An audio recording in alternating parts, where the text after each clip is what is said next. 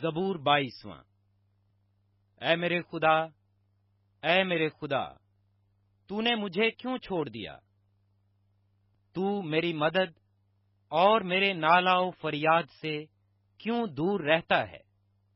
اے میرے خدا، میں دن کو پکارتا ہوں پر تو جواب نہیں دیتا، اور رات کو بھی اور خاموش نہیں ہوتا۔ لیکن تو قدوس ہے، تو جو اسرائیل کی حمد و ثنا پر تخت نشین ہے۔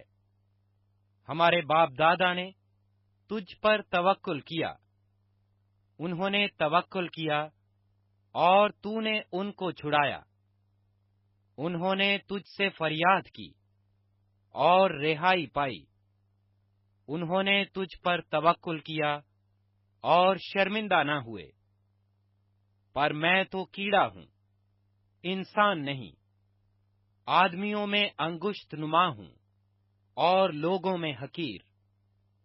وہ سب جو مجھے دیکھتے ہیں میرا مضاحکہ اڑاتے ہیں، وہ منہ چڑھاتے، وہ سر ہلا ہلا کر کہتے ہیں، اپنے کو خداوند کے سپرد کر دے، وہی اسے چھڑائے۔ جبکہ وہ اس سے خوش ہے تو وہی اسے چھڑائے۔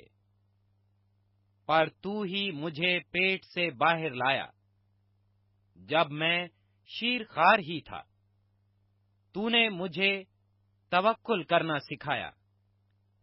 میں پیدائش ہی سے تجھ پر چھوڑا گیا، میری ماں کے پیٹ ہی سے تو میرا خدا ہے۔ مجھ سے دور نہ رہ، کیونکہ مصیبت قریب ہے، اس لیے کہ کوئی مددگار نہیں۔ بہت سے سانڈوں نے مجھے گھیر لیا ہے، بسن کے زوراور سانڈ مجھے گھیرے ہوئے ہیں۔ وہ پھاڑنے اور گرجنے والے ببر کی طرح مجھ پر اپنا منہ پسارے ہوئے ہیں۔ میں پانی کی طرح بہہ گیا، میری سب ہڈیاں اکھڑ گئیں۔ میرا دل موم کی مانند ہو گیا، وہ میرے سینہ میں پگھل گیا۔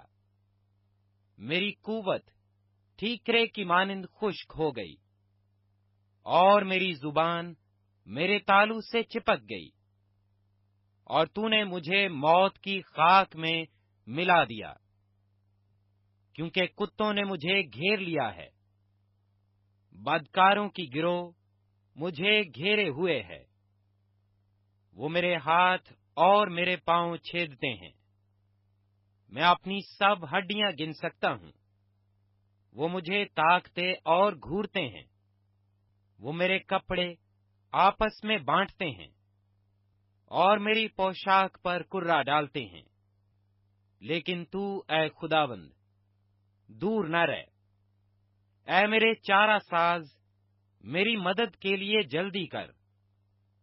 میری جان کو تلوار سے بچا، میری جان کو کتے کے قابو سے، مجھے ببر کے منہ سے بچا، بلکہ تو نے سانڈوں کے سینگوں میں سے مجھے چھڑایا ہے۔ میں اپنے بھائیوں سے تیرے نام کا اظہار کروں گا، جماعت میں تیری ستائش کروں گا۔ اے خداوند سے ڈرنے والو، اس کی ستائش کرو۔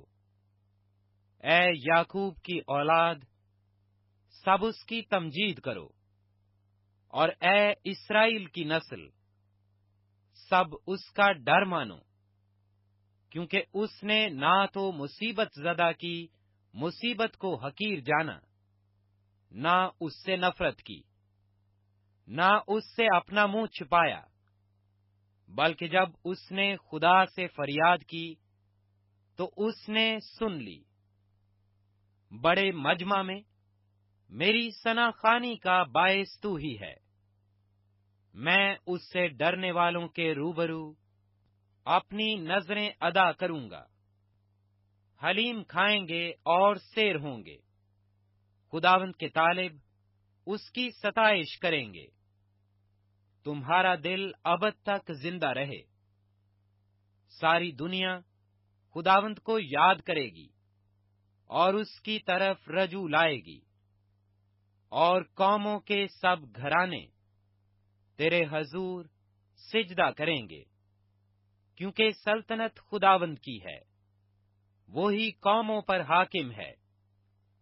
دنیا کے سب آسودہ حال لوگ کھائیں گے اور سجدہ کریں گے، وہ سب جو خاک میں مل جاتے ہیں اس کے حضور جھکیں گے، بلکہ وہ بھی جو اپنی جان کو جیتا نہیں رکھ سکتا۔ ایک نسل اس کی بندگی کرے گی، دوسری پشت کو خداوند کی خبر دی جائے گی۔ وہ آئیں گے اور اس کی صداقت کو ایک قوم پر جو پیدا ہوگی یہ کہہ کر ظاہر کریں گے کہ اس نے یہ کام کیا ہے۔